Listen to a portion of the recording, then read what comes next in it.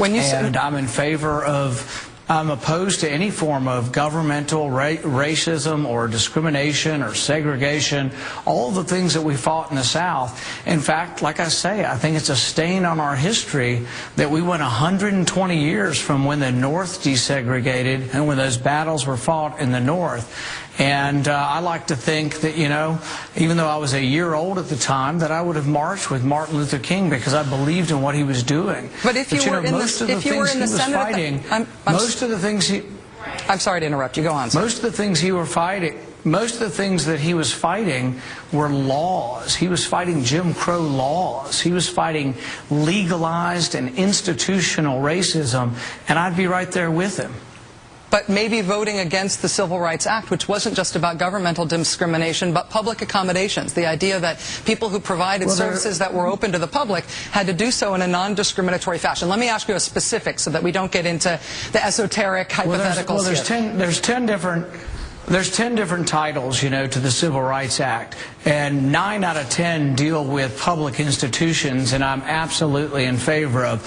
1 deals with private institutions, and had I been around, I would have tried to modify that. But, you know, the other thing about legislation, and this is why it's a little hard to say exactly where you are sometimes, is that when you support 9 out of 10 things in a good piece of legislation, do you vote for it or against it?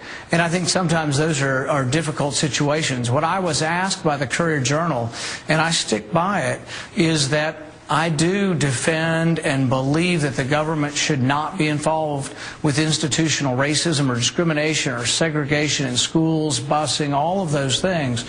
But had I been there, there would have been some discussion over one of the titles of the civil rights, and I think that's a valid point, still a valid discussion, because the thing is if we want to harbor in on private businesses and their policies, then you have to have the discussion about, do you want to abridge the First Amendment as well? Do you want to say that because people say abhorrent things, you know, we still have this. We're having all these debate over hate speech and this and that. Can you have a newspaper and say abhorrent things? Can you march in a parade and believe in abhorrent things?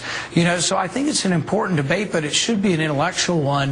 And it's really tough to have an intellectual debate in a political sense, because what happens is it gets dumbed down. It'll get dumbed down to 3 words, and they'll try to run on this entire issue, and it's being brought up as a political issue.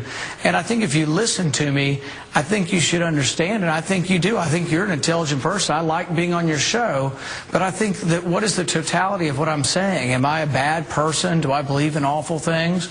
No, I really think that discrimination and racism is a horrible thing, and I don't want any form of it in our government, in our public sphere. The reason that this is something that I'm not letting go, even though I realize it would make the conversation more comfortable to move on to other things, and I think this is going to be a focus for national attention on you, I guess until there's at least clarity on it, is that issue of the 10th, not the 9, but the 10th out of the 10 proportions of the 10th of the Civil Rights Act that you say that you would want to have discussions about. As I understand it, what you're saying, that's the portion of the Civil Rights Act that said you can't actually have segregated lunch counters here at your private business. I mean, when Bob Jones University in the year 2000 hold on, just 1 second.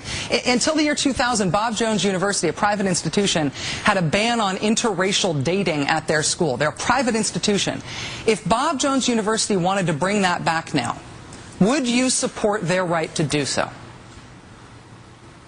Well, I think it's interesting because the debate involves more than just that, because the debate also involves a lot of court cases with regard to the Commerce Clause.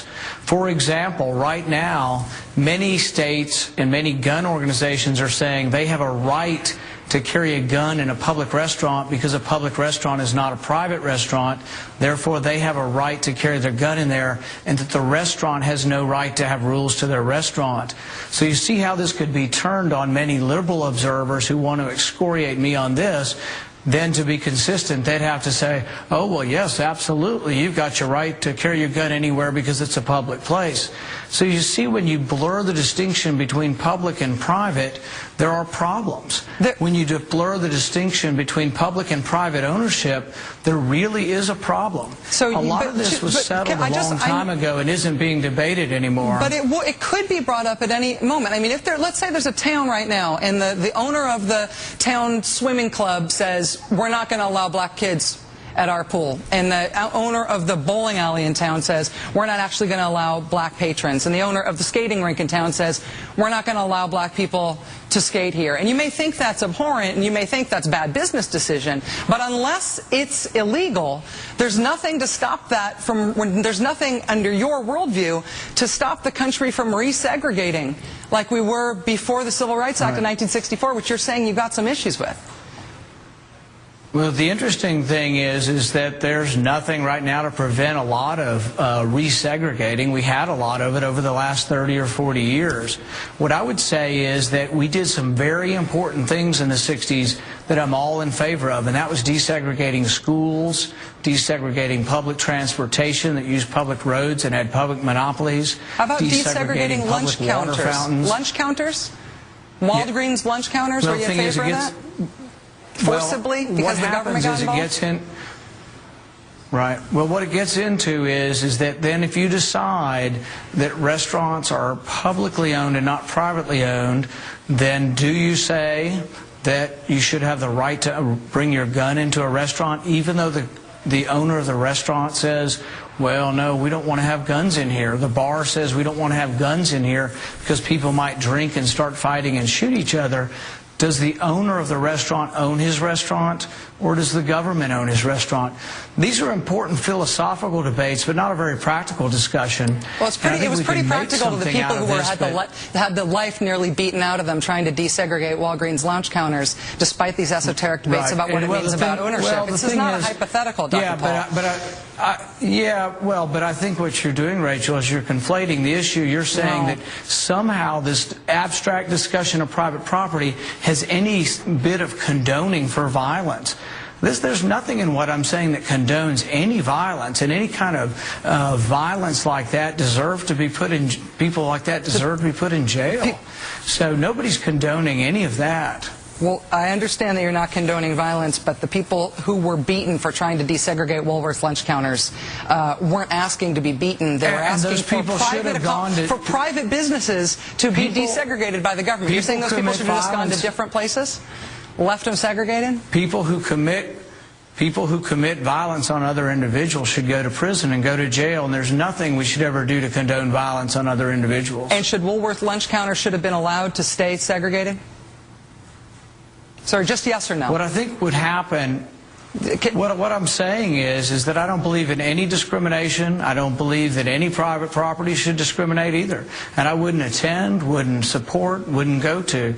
But what you have to answer when you answer this point of view, which is an abstract, obscure conversation from 1964 that you want to bring up, but if you want to answer it, you have to say then that you decide the rules for all restaurants, and then do you decide that you want to allow them to carry weapons into restaurants? We could have a fight about the Second Amendment, but I think wanting to allow private businesses to discriminate along the basis of race because of property rights is an extreme view. And I think that that's going to be the focus nationally on your candidacy now. And you're going to have a lot more debates like this. So I hope you don't hold it against me for bringing it up. I think this is going to be a continuing discussion for a long time, Dr. Paul. Well, I think what you've done is you bring up something that really is not an issue, nothing I've ever spoken about or have any indication that I'm interested in any legislation concerning. So what you bring up is sort of a red herring or something that you want to pit. It's a political point. I mean, it's brought up as an attack weapon from the other side, and that's the way it'll be used. But, you know, I think a lot of times these attacks fall back on themselves, and I don't think it'll have any effect, because the thing is that every fiber of my being doesn't believe in discrimination, doesn't believe that we should have that in our society, and to imply otherwise is just dishonest. Dr. Rand Paul, Republican nominee for the United States Senate in Kentucky, where he'll be representing not only his own views about how to live, but what kind of laws we should have in America. Sir, I enjoy talking with these things about you. I couldn't disagree with you more about this issue, but I do respect you for coming on the show and for being able to have this civil discussion about it. Thank you. Thank you, Rachel.